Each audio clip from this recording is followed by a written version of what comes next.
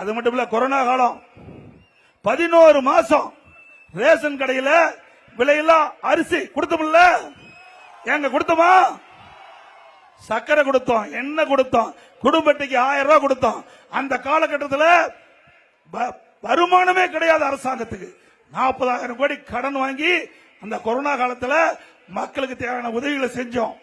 அப்படிப்பட்ட காலகட்டத்தில் நம்முடைய தைப்பொங்கல், நம்முடைய கிராமத்தில் இருக்கின்ற மக்கள் எல்லாம் சிறப்பா தைப்பொங்கல் கொண்டாட வேண்டும் என்பதற்காக எல்லா குடும்பத்துக்கும் 2500 ரூபாய் முதல் கொடுத்தேன்.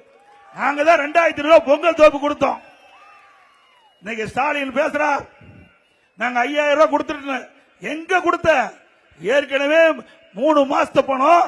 இப்ப தேர்தல் வந்ததுனால மக்கள் இடத்துல செல்வாக்கு எழுந்ததுனால 2000 ரூபாய் கொடுத்து 5000 ரூபாய் கொடுத்து மக்களை ஏமாத்துற திரு ஸ்டாலின் அவர்களே, அண்ணா திமுக ஆட்சி மனதுடனே எல்லா குடும்பத்தில் இருக்கின்ற நம்முடைய குடும்ப தலைவருடைய வங்கி கணக்கில் 10,000 ரூபாய் வழங்கப்படும்.